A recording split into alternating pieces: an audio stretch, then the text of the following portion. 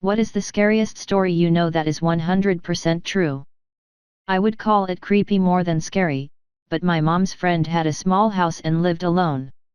She noticed weird things, a batch of soup depleting faster than usual, missing eggs, damp towels in the hamper when she hadn't used any, extra dishes in the dishwasher, etc. This went on for months. She thought she was just being forgetful.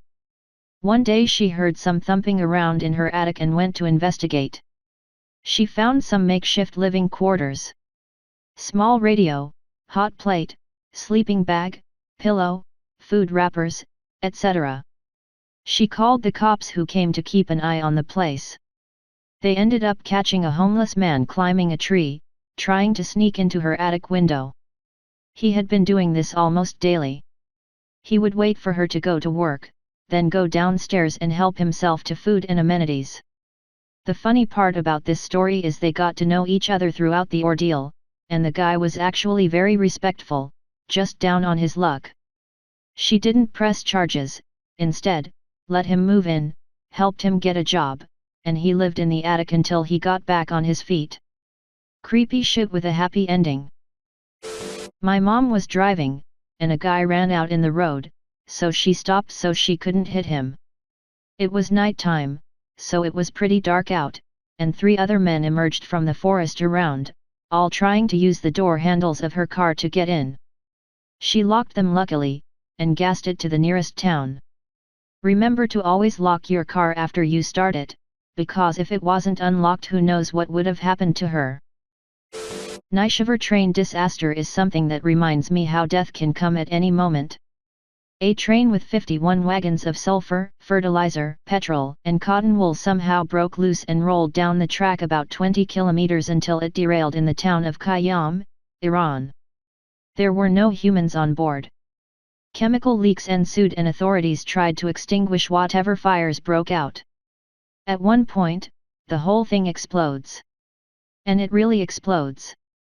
The whole town of Qayyam is literally demolished. 3 nearby towns are badly damaged and it was heard 70 kilometers away.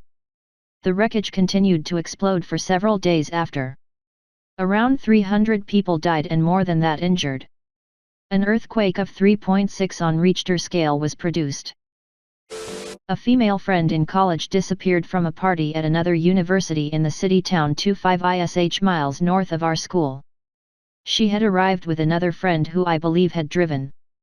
At some point she split off to play cornhole or something and was later inexplicably gone. Phone calls went to voicemail, police were called, but she was simply missing. About 10 days later she was found by a homeless man who witnessed her crawling up to a bus stop in the city, begging for help. She had broken a leg and an arm, and was in very bad shape. At the quite large party, she had her drink secretly drugged and was then led off by a group of men into their vehicle. She was taken to an apartment where she was drugged, repeatedly raped, and locked in a small room in between with a bucket to use as a bathroom.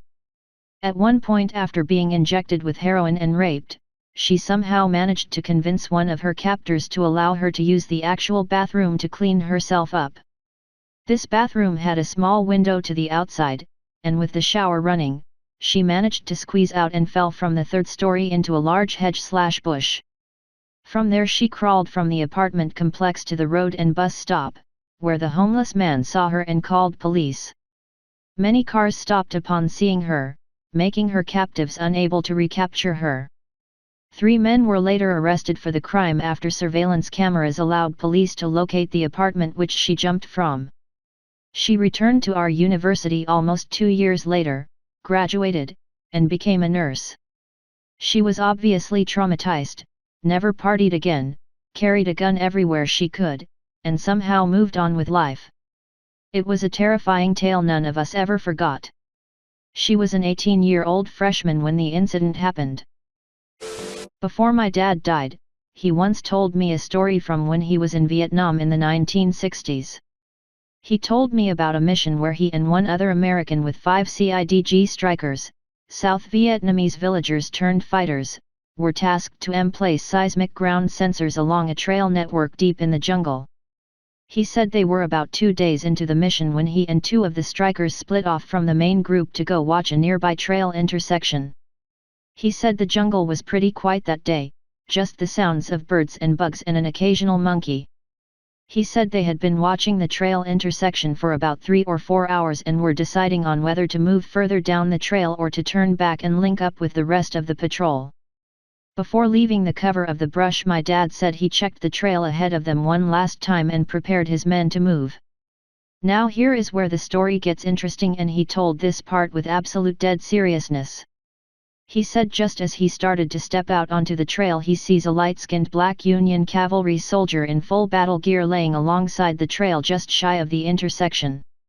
My dad said the Union soldier had 2 pistols, a Spencer rifle and a short curved club at his hip. As my dad was trying to process what he was seeing, the soldier looked directly at him and smiled.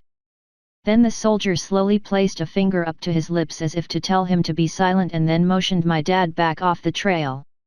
My dad said he signaled for his men to remain hidden, and he recalled that as he slipped back into the jungle on one side of the trail, the Union soldier did the same on his side of the trail. Less than 10 seconds later, he said the lead element of a group of NVA, North Vietnamese Army soldiers, walked right through the trail intersection some 30 feet away. My dad estimated that the group was comprised of some 70 to 80 soldiers equipped with automatic rifles, light machine guns and rocket-propelled grenade launchers. He has no doubt that his entire team would have been wiped out on the spot. He said as soon as the enemy soldiers had passed, he and his team beat feet out of there as fast and as quietly as they could and rejoined with the rest of the patrol. He reported the enemy soldiers his team had encountered, but decided not to say anything about the soldier he had seen. My dad kept this secret for many years, only telling me just before he passed and earlier only telling his grandmother on her deathbed in the 1970s. He said when he told his grandmother, she smiled and without opening her eyes told him, "You saw old Red Tom." Red Tom was my great-great-grandfather.